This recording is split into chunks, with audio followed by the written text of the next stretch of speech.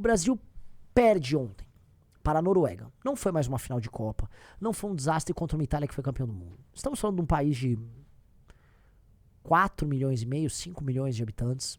Um país pequeno, muito rico, que tem outros esportes com prioridade, né? Eles têm uma espécie de um... Eu não lembro do nome desse esporte, tá? O pessoal, por favor, no chat, o pessoal aqui tente lembrar. É um campeonato, assim, é tipo aqueles triatlon, só que você tem tiro, você tem andar de esqui, você tem um monte de coisa. É um pentátlon, eu nem sei o nome disso. É uma série de... atividades ali esportivas, né, mescladas. Os noruegueses amam isso. Os noruegueses amam o esqui, amam o snowboard, amam o handball e gostam de futebol. A Liga Norueguesa de Futebol nem é uma liga muito importante. Pois bem, este país que nem vê o futebol como esporte principal e que está se divertindo na Copa do Mundo, eles foram na Copa do Mundo para se divertir. Esse time eliminou o Brasil. Eliminou e tirou onda, tá? Eliminou e tirou onda, botaram os brasileiros na roda. E eu queria muito saber, né? Como é que deu a enquete, Riso? Deixa eu ver. 56% indiferente pro nosso público.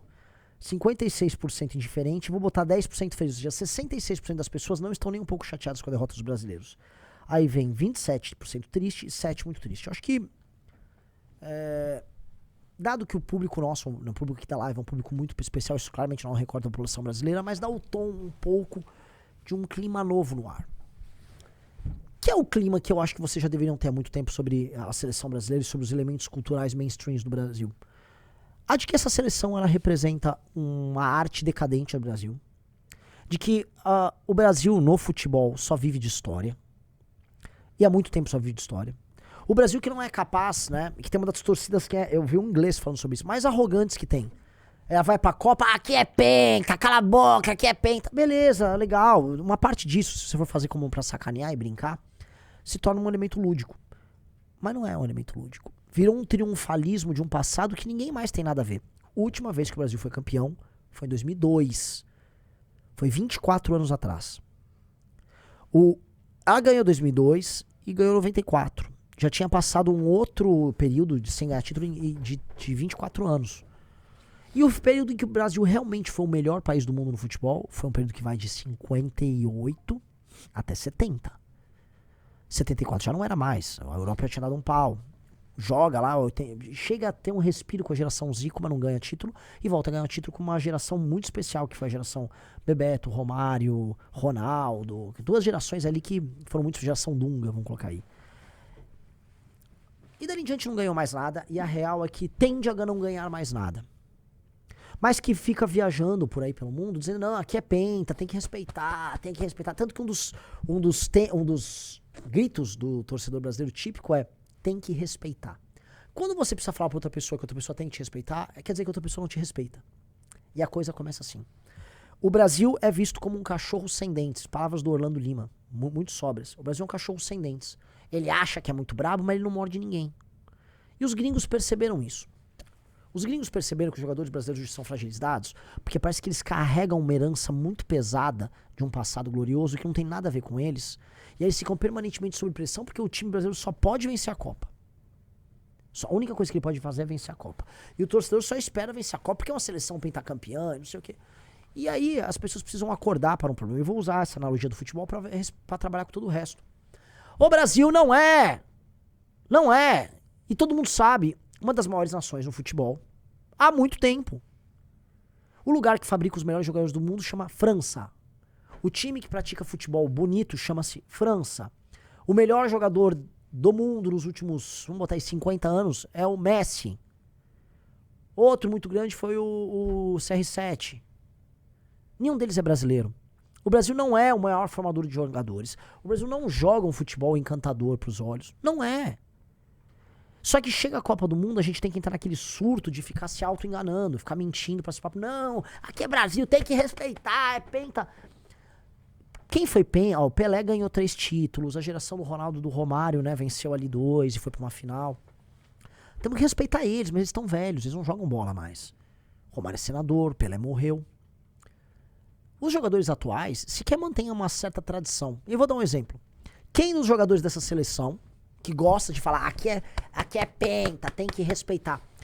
Qual dos jogadores dessa seleção, meus amigos, foi no enterro do Pelé? O Pelé morreu. Foi 2022 ou 23? 23? Pelé morreu em 23, o maior jogador da história, brasileiro. Morreu em 23. Deixa eu fazer uma pergunta pra todos vocês. Alguém foi no enterro do Pelé? Eles querem as 5 estrelas, que pelo menos 3 se devem ao Pelé. Alguém foi no enterro dele? Ninguém liga pra tradição. Nós temos uma geração de jovens deslumbrados que são a cara do Brasil atual. O Brasil atual tem cara. O Brasil atual tem cara. A cara do Brasil atual é a cara da Virgínia. Tanto que a Virgínia teve um relacionamento amoroso com o Neymar e com o Vini Júnior.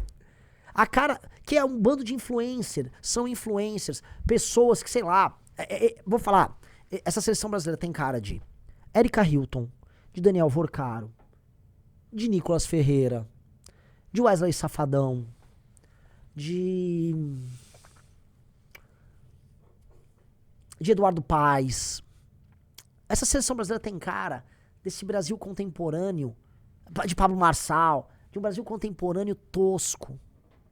É um Brasil, eles têm a cara do Brasil, mas de um Brasil que não vai vencer nada.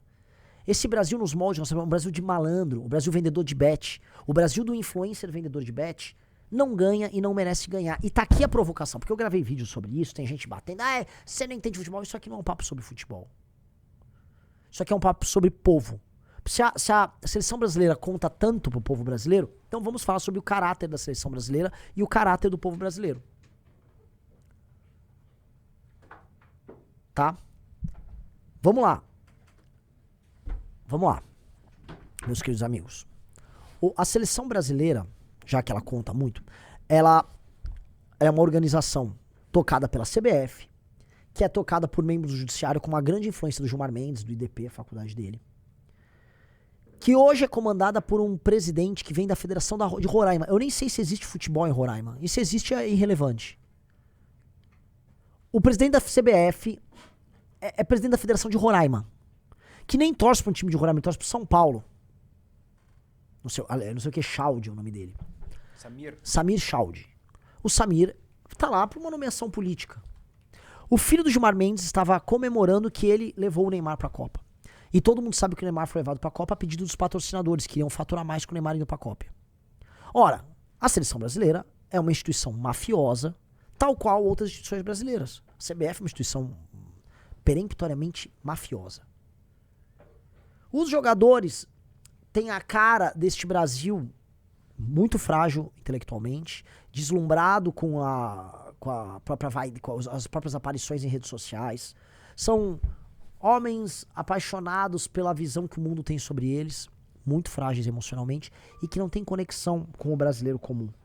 Eu vou pegar um exemplo de uma outra derrota, que eu poderia falar das vitórias, mas vamos pegar uma outra derrota. No mesmo dia, há 44 anos atrás, dia 5 de julho de 82, perdi o Brasil.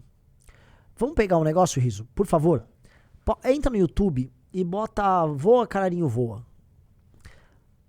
Eu quero pegar alguns... Voa, Canarinho. Escreve 82, Voa, Canarinho. Eu quero mostrar pra vocês como os jogadores daquele time de 82, eles eram profundamente brasileiros. Eles eram brasileiros comuns. E depois eu vou pegar...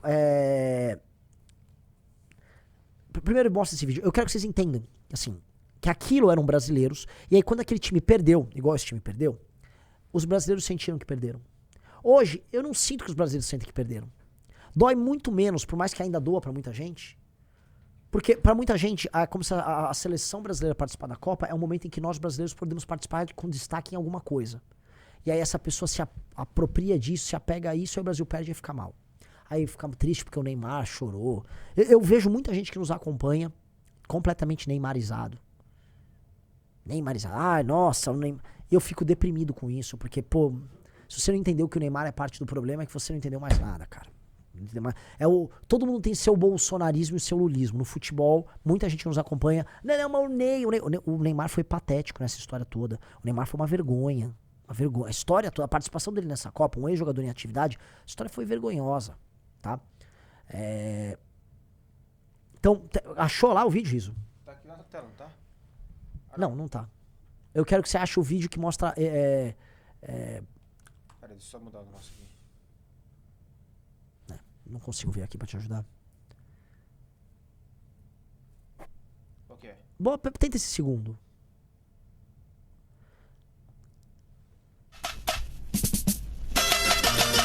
Não, é isso aí, fotos. Vamos. Queria pegar os caras treinando, as pessoas assistindo. Aí, ó, Seleção Brasileira de 82, samba no avião. A seleção do Tele é a sua seleção? É a minha. Tem que confiar mais no Santana. Meu nome é Santana também. E a Copa é nossa. Leandro, Júnior, Cerezo, Falcão, Zico, Sócrates, Éder. Como é que você não ia ficar otimista? E o meu povo toma conta do cenário, faz vibrar o meu canário. Ele é o senso que ele faz, bola rolando e o mundo se cantando, a galera delirando. Tô aí, quero mais. Tinha um elemento nesses caras. Assim, mas os jogadores atuais gostam de samba. Hoje nem isso, né? Tinha ainda, o último foi a turma do Ronaldinho Gaúcho. Essa turma aqui tá ouvindo cada um sua música num fone. E esses caras eram brasileiros comuns. Essa música, inclusive, foi composta pelo próprio Júnior, que era a lateral esquerda dessa Copa. Eram pessoas comuns, eles estavam num voo normal, ninguém tava de primeira classe, nada. Eram pessoas comuns, parte de um país comum, que você podia encontrá-los na rua. Se você andasse pelo Rio de Janeiro, você encontraria o Zico, andando provavelmente com, sei lá, um Escort, um Del Rey. Tente achar agora o outro vídeo, Riso, por favor. Zico...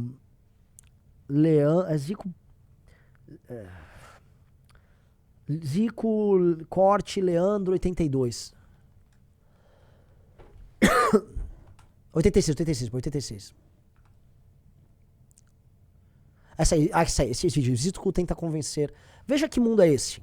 Zico tentou convencer Leandro a ir para a Copa do Mundo de 86. Quase na hora do avião sair, Zico recebeu uma notícia inesperada. Leandro não queria viajar. Zico, então, acompanhado por Júnior, saiu correndo do aeroporto para a casa de Leandro. Eu vou tentar buscá-lo, né? Na casa dele. Por isso é... O que você acha que pode ter acontecido isso? Não sei, eu não passei o dia com ele, não posso dizer nada. Você vai buscar? Do aeroporto do Galeão, o Zico e o Júnior vieram aqui para a casa do Leandro para tentar convencê-lo a viajar com a seleção, a voltar atrás da sua decisão de não acompanhar a seleção brasileira. O Nonato é primo do Leandro, mora com ele. Por que é que ele não está querendo viajar? Não, eu, sinceramente, não sei dizer porque ele está querendo viajar. Eu cheguei aqui do trabalho, encontrei com ele estava com o Edivaldo, aqui estava no apartamento também. De repente ele chamou o Edivaldo particular e falou que não ia se apresentar. Só olhando, pô, não tem nada a ver, pô. Você é um talento que não pode deixar de ir à Copa. Aí ele disse, não, Nato, eu não vou. Aí ligou pro pai dele e falou que não ia. Você acha que ele está com algum problema íntimo particular? Não, isso não existe, porque ele está bem de cabeça. O que eu quero dizer? Imagina a seguinte situação. O camisa 10 da seleção brasileira sai de um avião por conta própria, porque um amigo não queria ir jogar por uma briga que teve. Ele pega o seu carro normal, Riso, e vai pra casa do outro cara que era uma casa comum, no Brasil, conversar com o cara pra convencê-lo a ir pra Copa. O que eu quero dizer é que era uma seleção brasileira feita por brasileiros absolutamente normais. Muito provavelmente o Zico pegou o seu carro, normal, e foi lá numa casa, provavelmente no Recreio dos Bandeirantes, na Barra da Tijuca, visitar o Leandro, que era um outro jogador, e a imprensa foi atrás. E o Zico, né, não era uma estrelinha, não foi um agente dele, era apenas um brasileiro normal, que morava lá no Rio de Janeiro, que jogava lá no Flamengo, e que era um astro da seleção. Você sofreria pelo Zico. O Zico perdeu 2 Copas ali, ele jogou 3 Copas, ele não ganhou nenhuma, jogou bem em 2 delas. Mas o Zico era brasileiro, o time de 82 quando perdeu, as pessoas todas choraram. Perguntem pros seus pais, tios ou avós. Qual foi a sensação deles quando o Brasil perdeu em 82? É muito diferente da sensação que nós temos agora. Dessa seleção desses jovens que vêm de baixo, vão jogar fora, ficam multimilionários e ficam vivendo essa vida de astros, passando maquiagem, com grandes contratos publicitários, vendendo bet. Naturalmente, a não ser que você seja um jovem meio alienadão, naturalmente você não vai ficar muito apaixonado por esses caras. Naturalmente, não há esse vínculo. Então, assim, gente, eu estou falando de futebol, mas não é sobre futebol. Agora vocês vão entrar onde eu quero chegar. Reparem, tá, que o ocaso da geração Neymar é também o ocaso da geração Virgínia, é a geração do influencer digital brasileiro. Repare o seguinte, que é o ocaso da geração dos vendedores de bet. Essa geração está no seu melhor momento. Qual o ápice que essa geração chegou? É o ápice dos vendedores de bet, dos políticos performáticos de rede social, dos influencers digitais. É uma geração que ocupou espaços de destaque e prestígio no Brasil sem agregar nada ao Brasil. Geração Pablo Marçal, vamos colocar aí também. É uma geração que entrega muito status e muitos views e tal, conteúdo de rede social, mas que não é objetivamente competitiva perante um mundo que é cada vez mais competitivo. Essa geração não tem nada a ver com revolução de IA. Essa geração não tem nada a ver com esse mundo, assim, que tá indo pra um caminho tão louco e tão competitivo que ela só vive de uma espécie de entretenimento barato pra uma população que cada vez menos tem emprego, uma população que tá vivendo de assistencialismo, uma população que também não tem... E aí o que acontece? Essa galera sofre pelo Neymar. Que eu acho que é a coisa mais doente que tem. E aqui, né, já tô vendo os comentários, vão começar a me xingar. Vocês gostam do Neymar. Muito. Muito. Vocês são apaixonados pelo Neymar. Tá? E vocês vão falar pra mim, você não entende de futebol porque você é apaixonado pelo Neymar. Você é apaixonado pelo Neymar. Assim como muitos de vocês eram apaixonados pelo Oruan. Até de falar, o Oruan é comando vermelho. O Neymar representa o mesmo espírito do tempo do Oruan. Neymar e o Oruan não são muito diferentes. Não tô nem falando do envolvimento de todos os amigos do Neymar com o crime organizado. Porque o Neymar, todo mundo ao redor dele é envolvido com o crime organizado. Não tô falando disso. Eu tô falando desse tipo de Brasil. É um Brasil coitadista, choroso, infantilizado, muito vaidoso, com síndrome de protagonista. Um Brasil tosco, com baixíssima educação, com uma sexualização muito infantilizada. E vocês amam esse cara. O Neymar, só pra você entender, ele gosta muito do Brasil, né? Vocês gostam dele. O Neymar, ele vende Blaze pros seguidores dele. Ele não liga, ele é bilionário, ele precisa vender Blaze. Ele precisa meter grana com Blaze nos seguidores dele. O Neymar usou o lobby do filho do Gilmar Mendes pra ir pra Copa. O Neymar não tinha condição de jogar. Se ele amasse o Brasil mesmo, ele não entrava em campo. Ele não tinha condição, mas precisava entrar. E mais, tem milhões aí de brasileiros falando, sabotaram o Neymar, ele é o único bom que... Não era, cara. Tava quebrado, não tava jogando, não botava um pé em campo há 30 dias antes da Copa. Mas a geração Neymar é uma geração que deu errado. Não só no futebol. Chame de geração Virgínia, chame do que quiser. Chama a geração Luva de Pedreiro. Esta geração fracassou. Você já citou essa geração em um lugar aí, Renan? Hã? Você já citou bastante sobre essa geração em um lugar aí já. Sabe onde? Ali, ó. Capítulo 1. Aqui. Tudo que você descreveu agora estava no Cruzeiro do Neymar. Nossa, muito, muito bem lembrado. Nossa. Quem leu o fascículo 1 do Livro Amarelo, eu narro exatamente este Brasil. Este Brasil se encontra num cruzeiro que o Neymar organizou no final de 2023. É um cruzeiro patrocinado pela Blaze. E quase todos esses famosos estavam lá. Estavam todos os rappers traficantes. Estavam quase todos os influencers narcisistas. Estavam essas prostitutas virtuais e digitais. Tinha jogador de futebol. Tinha cantores de gêneros musicais reptilianos, vamos botar assim. Tava toda essa turma lá. Todos eles. Todos eles vendendo cada um a sua bet, fazendo sexo entre si, divulgando música horrorosa. Este Brasil que estava no Cruzeiro do Neymar é literalmente o Brasil que a gente tem que destruir. Quando vocês falam, eu não aguento a favelização mental, então você não pode aguentar a favelização do Neymar. Você tem que entender que o Brasil do Cruzeiro do Neymar, o Brasil que o neymarismo representa, é tudo aquilo que você precisa combater, só que você gera vínculos afetivos com esse mesmo tipo de Brasil.